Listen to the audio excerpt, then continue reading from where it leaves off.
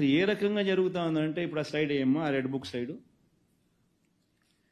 ఇది చూడండి ఒకసారి సైడ్ ఒకసారి మీరు చూడండి హోర్డింగ్ చూడండి ఒకసారి ముఖ్యమంత్రి కొడుకు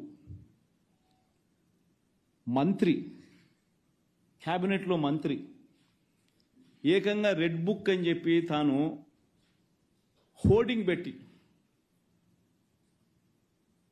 రాష్ట్ర వ్యాప్తంగా ఈ హోర్డింగ్ను పెడితే ఏం మెసేజ్ పంపిస్తా ఉన్నాం మనం పోలీసులకు?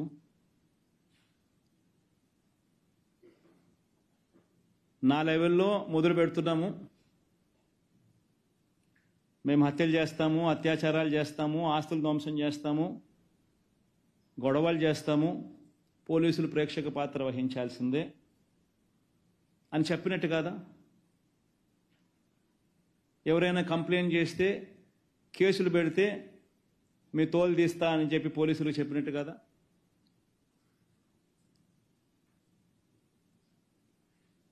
ఎవరైనా కేసులు పెట్టడానికి వస్తే దొంగ కేసులు రివర్స్ వాళ్ళ మీదనే పెట్టమని చెప్పినట్టు కాదా?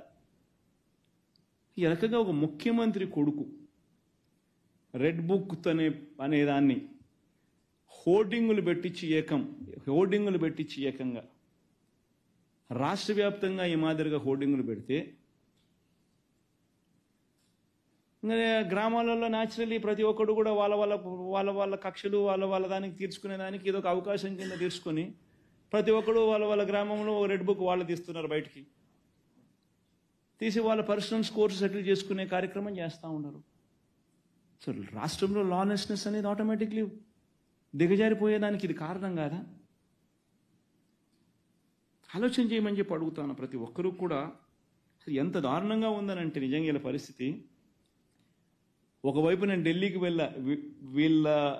వీళ్ళ అగత్యాల మీద ఢిల్లీలో ప్రొటెస్ట్ చేయడం కోసం నేషనల్ మీడియాని పిలిచి పార్లమెంట్లోని అన్ని ఇంపార్టెంట్ పార్టీస్కి సంబంధించిన నాయకులందరినీ కూడా పిలిచి వాళ్ళందరికీ రాష్ట్రంలో జరుగుతూ ఉన్న పరిస్థితులను ఎక్స్ప్లెయిన్ చేయడం కోసం నేను ఢిల్లీకి వెళ్తే, ఢిల్లీలో నేను ఉండగా ఇక్కడ పెదకూరుపాడులో area market committee chairman area committee మా హయాంలో మార్కెట్ కమిటీ చైర్మన్ సామిరెడ్డిని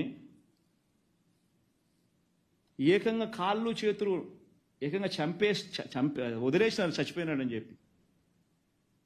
కారు ఆపి 2 కాళ్ళు 2 చేతులు ఫ్రాక్చర్డ్. మేము ఢిల్లీలో ఉండగా చనిపోయినాడని చెప్పి వదిలేస్తే ఆయన మనిషిని ఈరోజు మేము ఢిల్లీలో మరుసటి రోజు ధర్నా చేస్తూ ఉన్నాం, ఆయన సర్జరీ జరుగుతుంది. ఏంది ఇది? కేవలం రాజకీయంగా వీళ్ళతో విభేదిస్తున్నాం. తప్పేముంది? మీదో పార్టీ ప్రతిపక్షం అనేది లేకుండా ఎట్టపోతుందండి?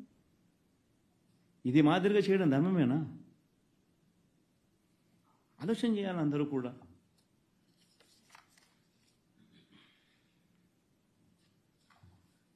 ఈరోజు నిజంగా ఆంధ్రప్రదేశ్ అంటే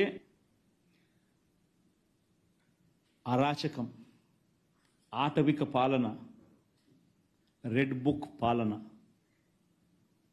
This is the message what you're giving.